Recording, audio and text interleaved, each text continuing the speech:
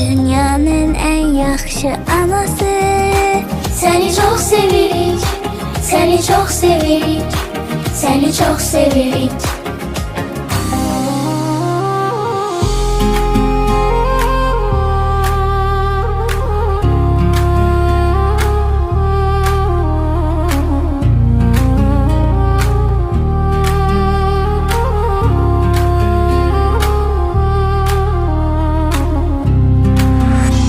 Cennet, icaba bizde yarattın mehabbet. Seni sevmek özüde bir saadet. Ne güzel duygudur bu, ne fəxarət.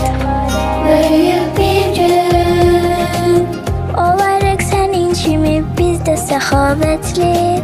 Böyük bir gün Olaq insanlara diqqətli, nəzakətli. Bir dəfə gülsən necə xoşbəxt olarıq, bunu bir bilsən.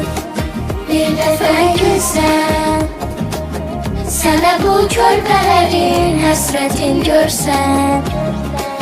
Bir dəfə gülsən Ey həyalı anam, əhdə vəfalı anam, qəlbi dualı anam, İki aləm xanımı, ömrü səfalı anam.